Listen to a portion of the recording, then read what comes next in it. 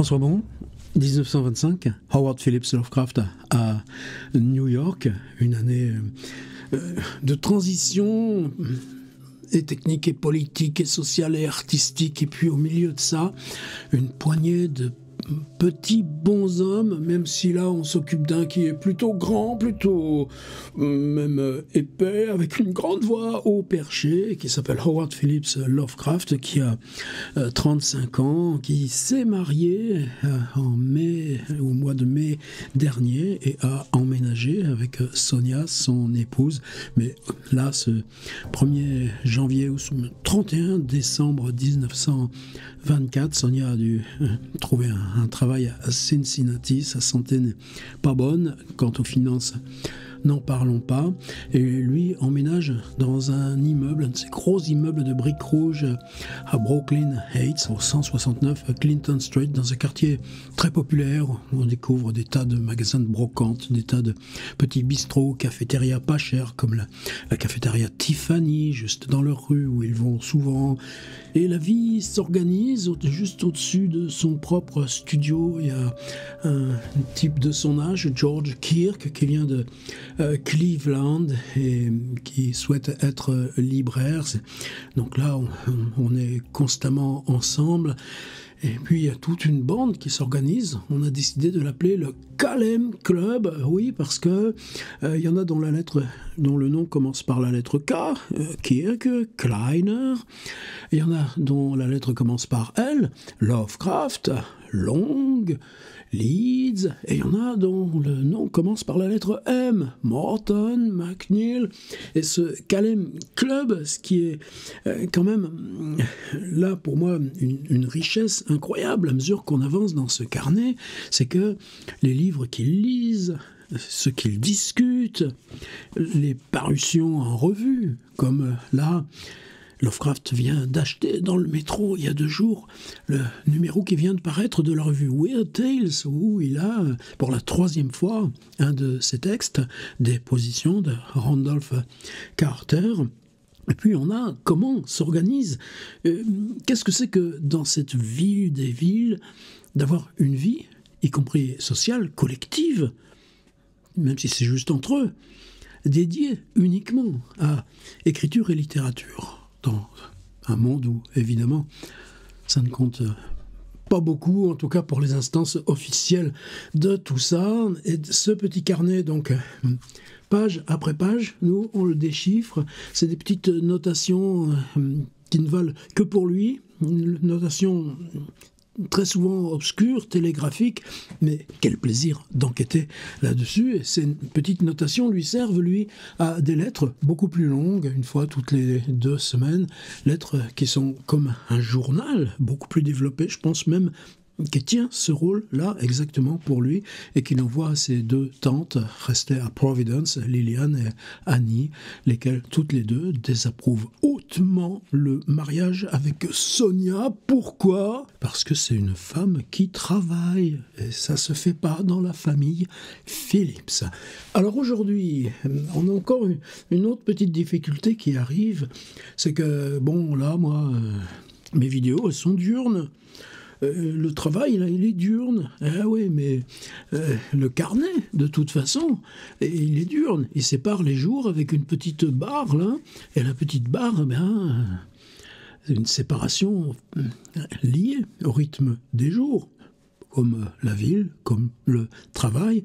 Eh oui, mais nous, on a affaire à une bande de zigotos dont les horaires sont complètement explosés. Non seulement ils sont capables de vivre la nuit, non seulement Lovecraft est capable de ne dormir qu'une nuit sur 2, mais justement, sa vie d'écriture et les rythmes de l'écriture, ils vont tenir aussi, là, à cette disjonction, ou ce décalage du sommeil, à la pratique de la marche urbaine. On va le voir là même dès aujourd'hui. Et comment séparer les jours si vous êtes à l'envers des jours? Alors, ordi, on y va de suite. Et là, j'ai ouvert 2 pages du carnet ensemble, donc on est en février. Là, ça commence dimanche. Toutes les pages commencent le dimanche.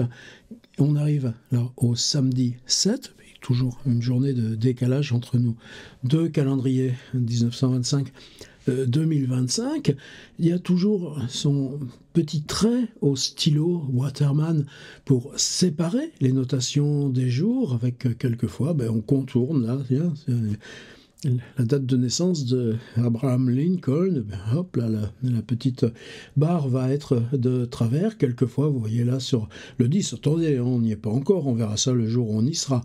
Mais là, celui-ci, il y a de quoi remplir 2 jours. Et puis, les 3 petites lignes du 11, elles sont là comme avec une petite verrue rapportée ici. Alors là, pour l'instant, entre le 6, le 7 et le 8, on est dans du plus classique. Oui, mais voilà, regardez, pour le 7, la première ligne, réveillé par Samuel Loveman à 19h30.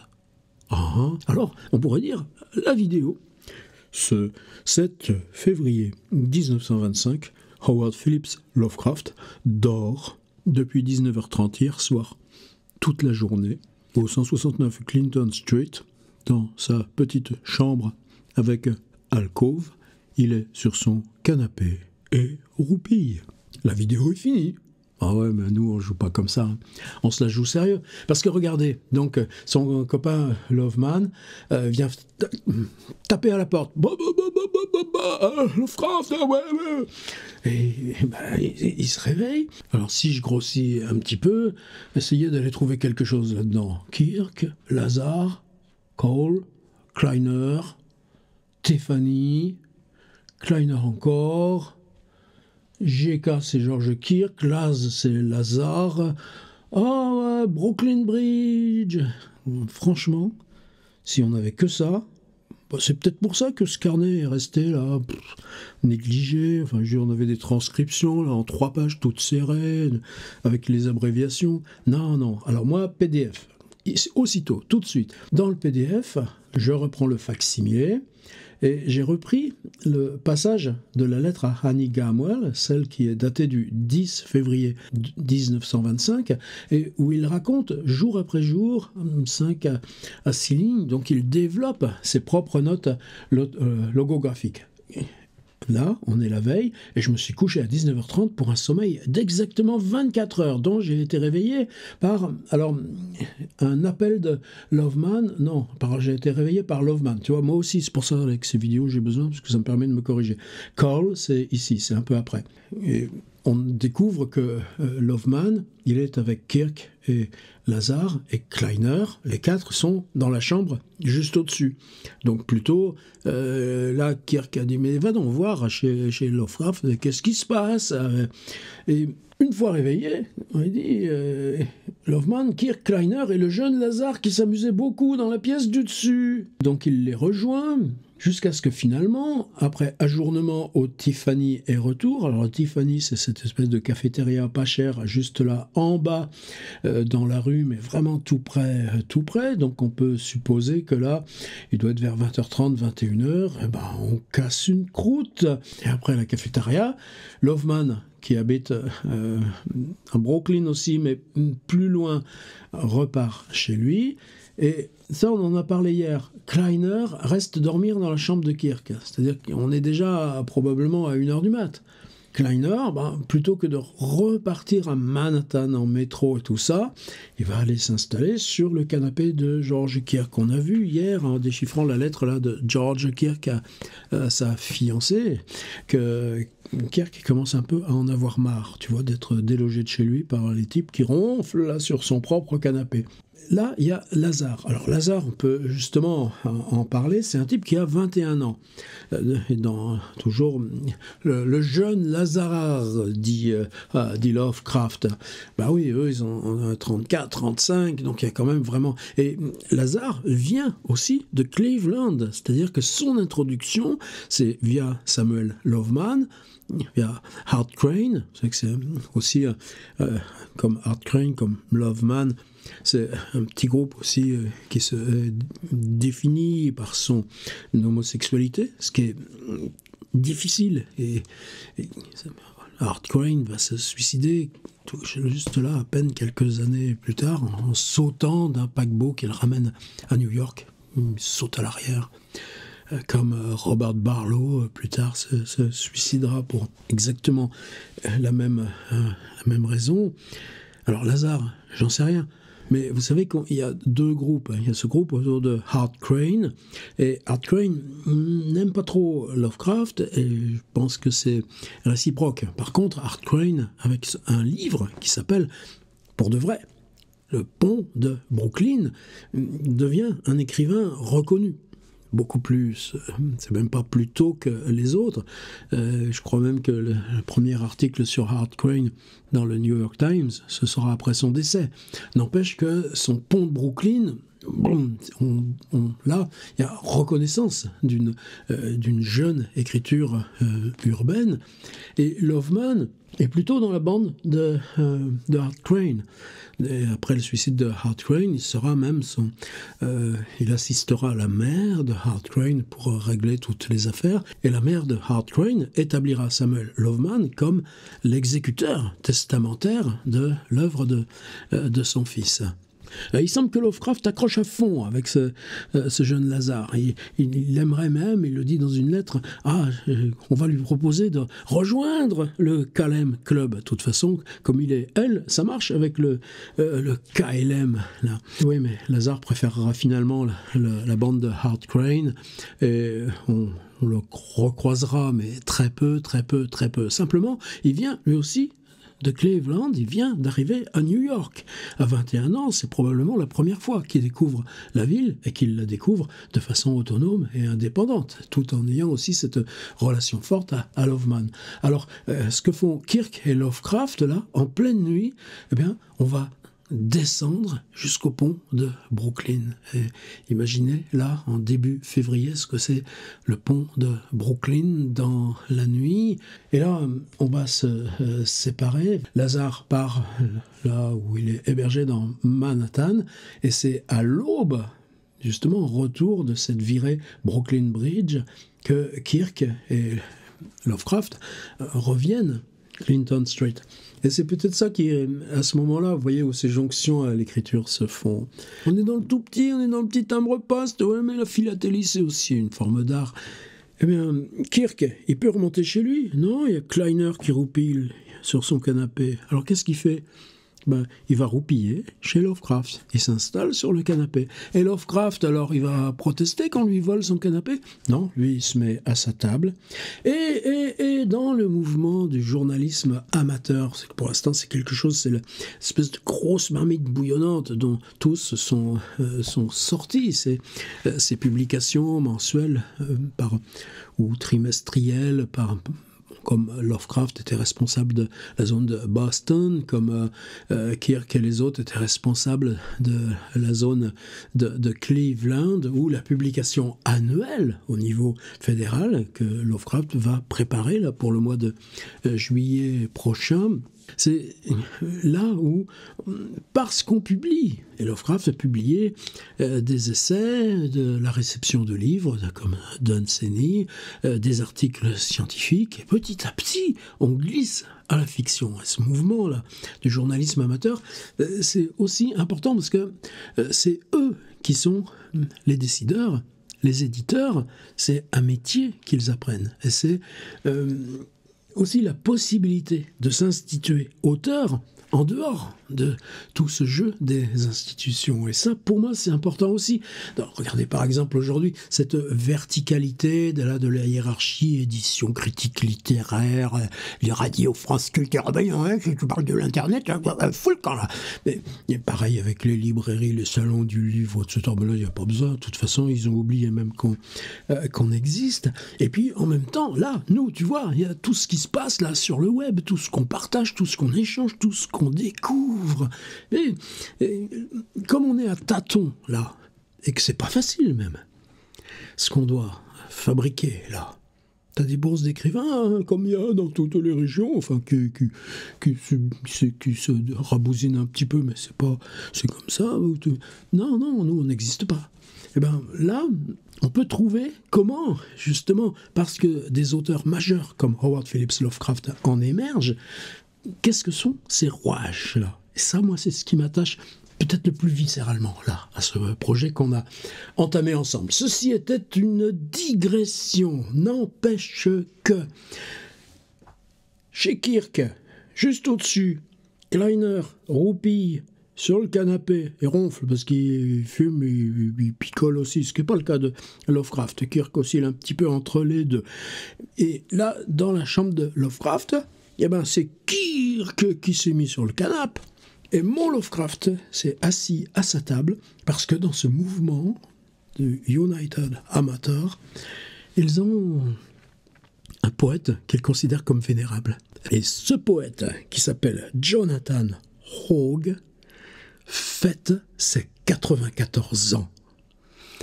Et l'année d'avant, non, 2 ans plus tôt, en 1923, c'est justement au nom de United Amateur, et c'est là où vous voyez aussi ce rôle-là de l'édition, Jonathan Hogg a financé lui-même. Nous, on parle beaucoup des questions d'auto-publication, auto-édition. Hogg a décidé qu'il avait de consacrer quelques sous à un recueil de son œuvre poétique, c'est-à-dire les textes, les poèmes qu'il avait publiés justement dans le United Amateur. Et qui s'occupe de ça? Donc ce James Morton, qui va devenir un personnage là, on va le voir petit à petit monter en pression, et Lovecraft et Loveman.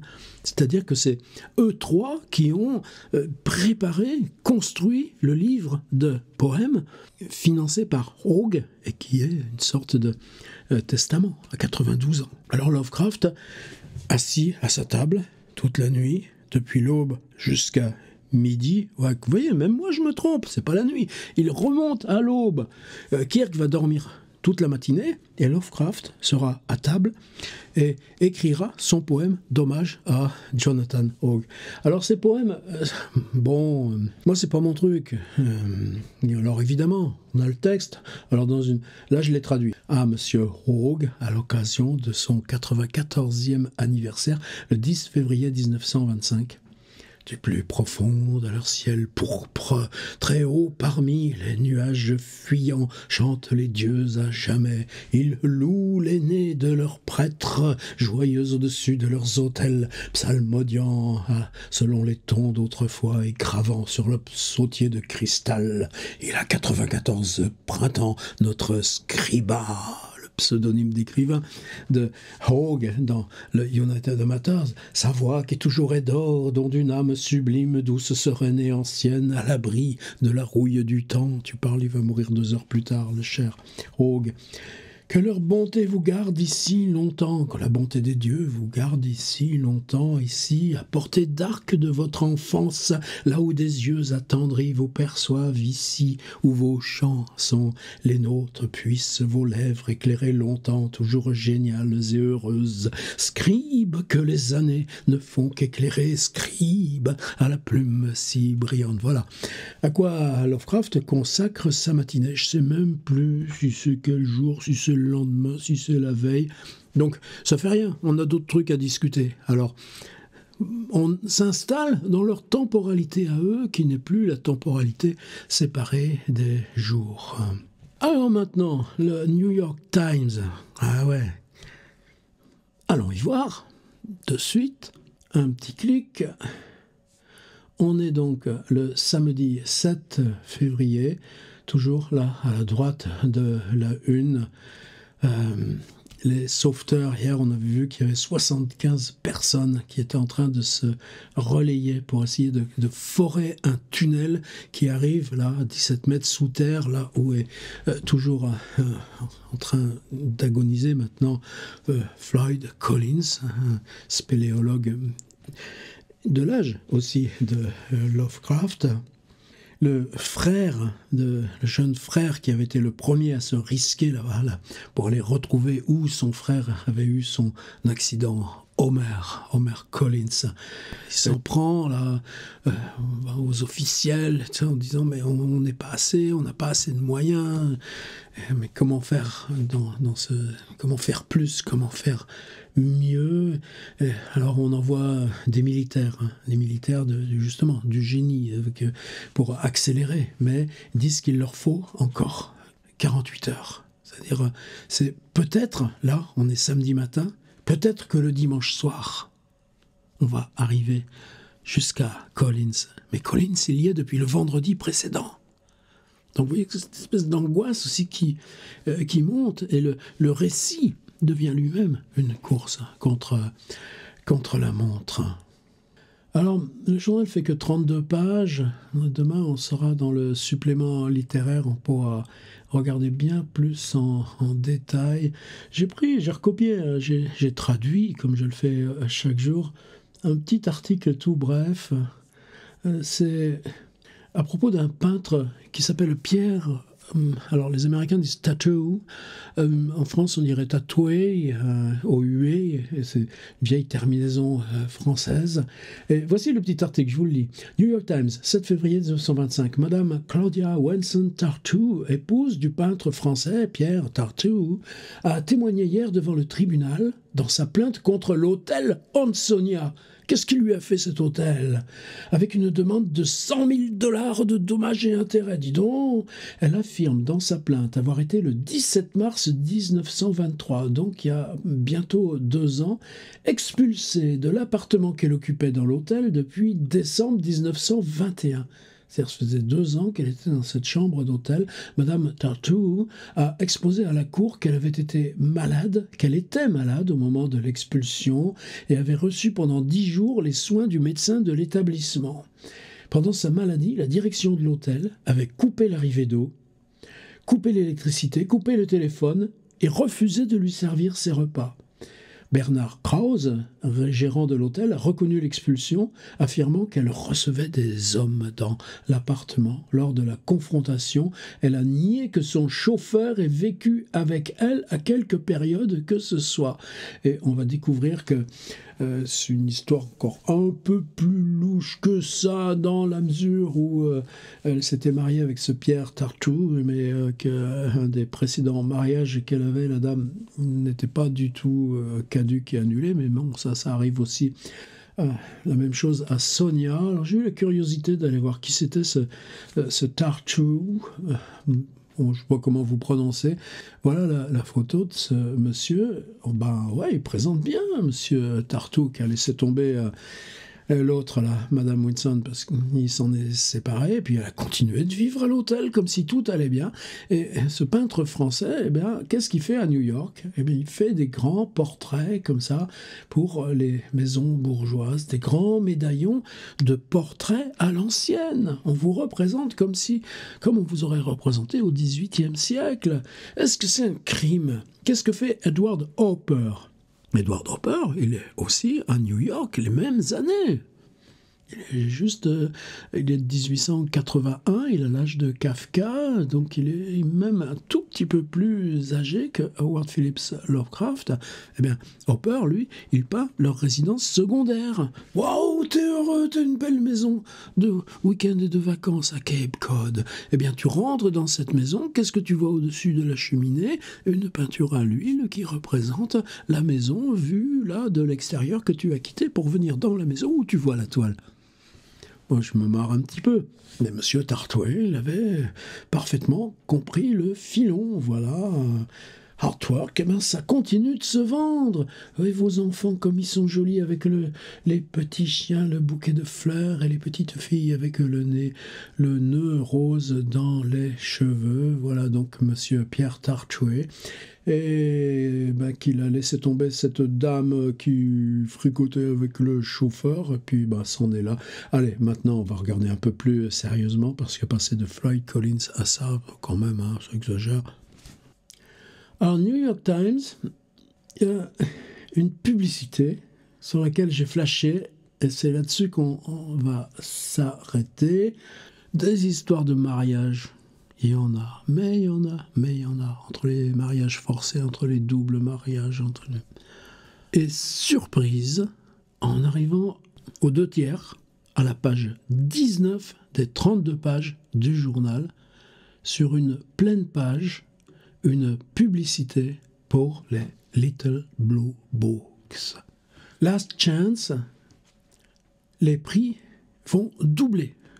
C'est-à-dire, qu'est-ce que c'est que les Little Blue Books? Est-ce que ceux de ma génération, au moins, les autres, je ne sais pas, vous vous souvenez des petits que sais-je? Qu'est-ce que c'était génial? La relativité, tu sais pas ce que c'est. Tu achètes le petit que sais-je. Moi, j'en avais, mais j'étais toujours à côté de ma collection de que sais-je. Et les petits que sais-je, il y en avait 100, 150 sur toutes les questions. Et quel plaisir ça devait être de rédiger un que sais-je.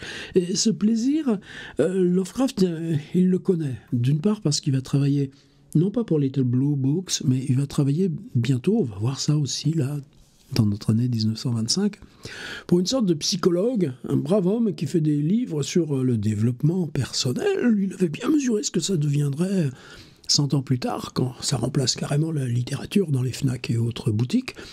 Et Lovecraft rédigera pour ce bonhomme-là, qui les publie évidemment sous son propre nom, au moins 3 ou 4 petits opuscules là, de psychologie. Bon, si c'est payé et que ça t'aide à payer les spaghettis une fois par jour, ben, t'as pas trop le choix.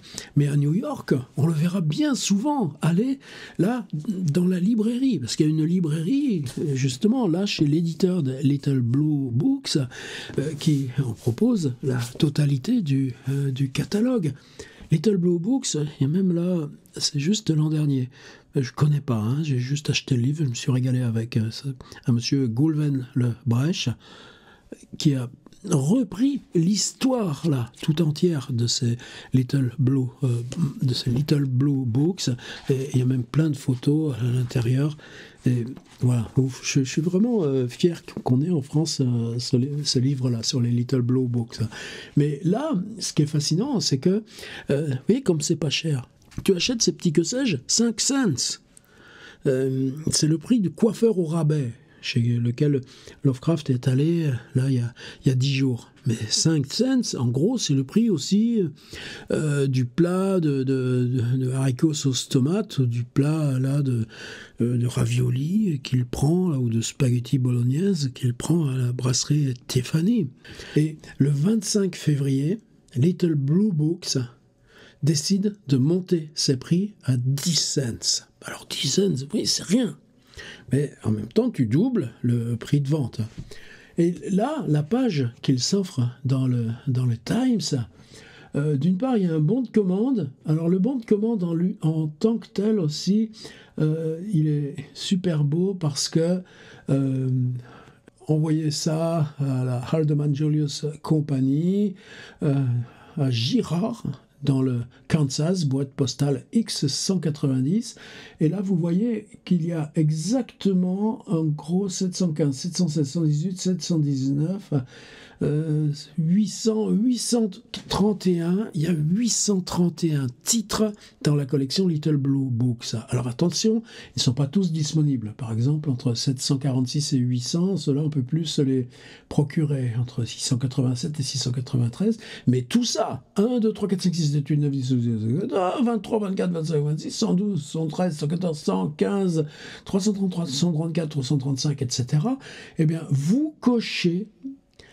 Si vous voulez la reliure en cuir, vous ajoutez 50 cents et vous me faites une croix ici.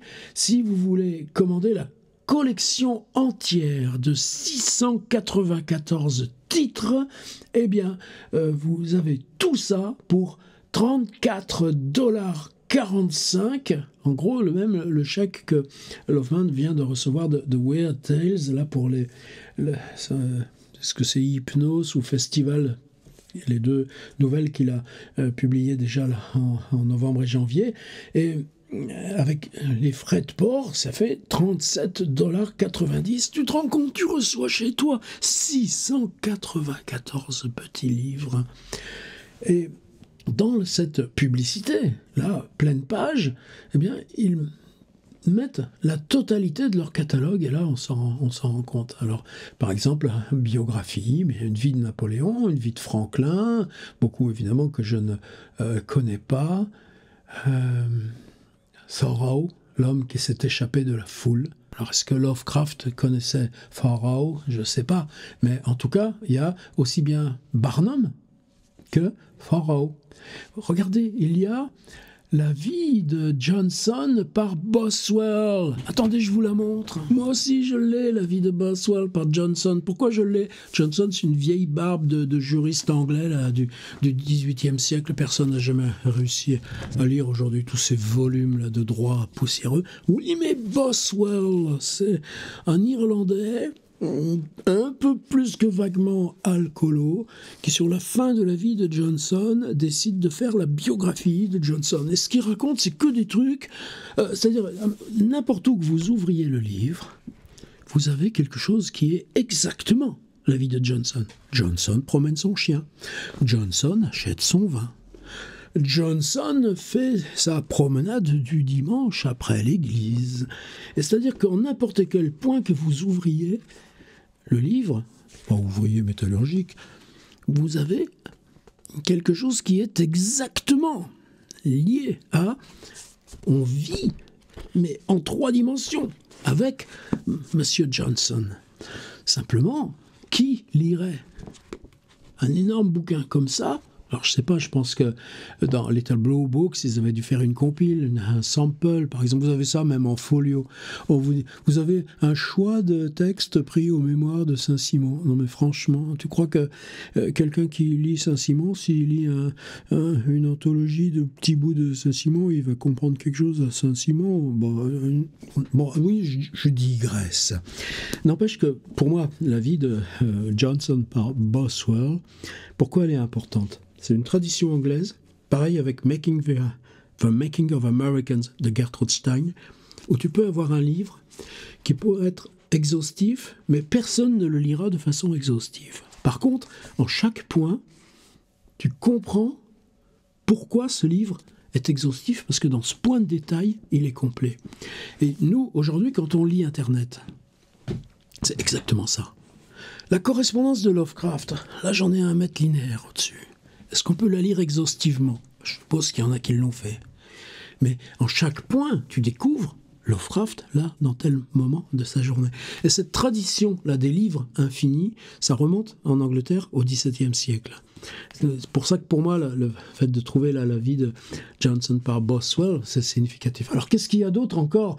Mais il y a Ibsen. Personne n'avait traduit Ibsen aux États-Unis. Allons-y! Des livres de critique littéraire sur Dante, un guide sur Cervantes. Comment lire Cervantes? Comment lire Auguste Strindberg? Oui, comme en même temps, ce qui est fascinant, c'est que et ça aussi, ça nous renseigne sur Lovecraft. C'est à la fois quelque chose de populaire et à la fois quelque chose qui est où tu ne fais aucune concession sur l'ambition esthétique. Comment parler de Strindberg sans être dans l'absolu de l'univers esthétique? Littérature, alors par exemple, tout à l'heure je voyais Le Rire rouge de Léonid Andreev. C'est-à-dire on est en plein dans la tradition russe du fantastique. Est-ce que Lovecraft a pu lire, par les Little Blue Books, découvrir Andreev? Alors évidemment, on a un ensemble religion parce que ça fait tourner la baraque. Essai sur Jésus par M. Alexandre R. Harvey. Il y a du Edgar Poe. La situation d'Edgar Poe ou la reconnaissance d'Edgar Poe aux US, c'est quelque chose de compliqué quand même. Et là, comment j'ai écrit Le Corbeau, Le Scarabée d'or, The Gold Bug, Walt Whitman qui fait un livre sur Est-ce que Poe est immoral? Et puis, bien sûr, les poèmes de Poe, et puis les Tales of Mystery. Et il y a aussi un rayon, maintenant, quand on entre, moi je me souviens justement, et j'en ai plein là dans l'étagère derrière, d'où est-ce qu'ils viennent? Justement de Brooklyn, du Barnes & Noble de Brooklyn, parce que le Barnes & Noble de Brooklyn était géant. Je ne sais pas s'il existe encore, peut-être, probablement. Ça s'appelle maintenant le rayon Writer's Help. À l'époque, ça ne s'appelle pas Writer's Help, ça s'appelle Self-Help. Mais Lovecraft, dans les United Amateurs, bien avant même, lui, d'écrire ses histoires, écrit énormément d'articles sur comment composer un récit, comment trouver un sujet de littérature pour l'horreur et le surnaturel. Et là, on a ça aussi, Rhyming Dictionary, Qu'est-ce qui fait une rime à 14? Eh bien, vous ouvrez For Rhyming Dictionary. Ah, je trouve pas la rime qui va avec 14. Les fautes communes en écrivant l'anglais par un monsieur Smith. Vous connaissez Smith? Handwriting. Sur la lecture. Ça, c'est aussi un titre qu'on trouve chez Gertrude Stein. Handwriting. Des hints on scenario writing. Astuces pour l'écriture de scénario. Qu'est-ce que c'est un scénario 1925 au temps du muet? Hints on news reporting, ça c'est le même monsieur Sheehan. Et monsieur Sheehan, donc, c'est astuces pour l'écriture du scénario et astuces pour écrire de la non-fiction.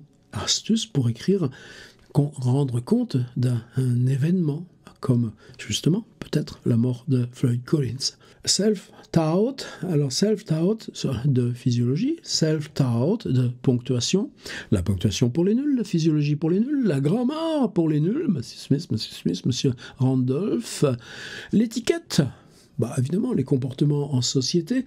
Alors qu'est-ce qu'il a lu là-dedans, qu'est-ce qui l'excitait? Lovecraft, c'était beaucoup plus leur série Science, l'homme et ses ancêtres, animaux des mers d'autrefois. De l'âge des mammifères, et puis tiens, Darwin et la théorie de l'évolution. Vous savez que cette année 1925, on va le croiser, et on va y avoir des procès dans des universités où on renvoie et on met en justice des enseignants parce qu'ils ont osé enseigner la théorie de Darwin. Les principes de l'électricité, l'autosuggestion, comment ça marche, l'âge de glace, un guide du malthusianisme. Alors ça, c'est plutôt ça que cherche Lovecraft. Mais vous voyez, par exemple, on peut trouver Russian Literature in English, des traductions de Gorky, les nouvelles de Tolstoï. Ça, je suis sûr qu'il doit y avoir la mort d'Ivan Ilitch. Ça, je pense que Kafka l'avait lu, ce texte de Tolstoï, qui est bien probable que Lovecraft connaisse la mort d'Ivan Ilitch de Tolstoï, évidemment Robert Louis Stevenson, etc. Et par contre, moi, je me sais qu'une fois, j'avais rigolé un peu parce que qu'est-ce qu'il achète, Lovecraft? Quand il va à la librairie là, des Little Blue Books, eh ben, il y a d'autres choses aussi. De l'art d'embrasser. Comment s'occuper des enfants. Ce que devrait savoir un homme marié. Là, moi, ce livre-là m'a fait un énorme plaisir. Little Blue Books. C'est chez qui d'ailleurs? C'est chez L'Échappée, le peuple du livre, Goulven Lebrecht. Et quand tout d'un coup j'ai découvert là cette pleine page, parce que je sais qu'on aura à parler de visite de Lovecraft à Little Blue Books, quand j'ai vu cette pleine page, je me suis dit, oh ça c'est pour nous. Et là-dessus je vous dis à demain.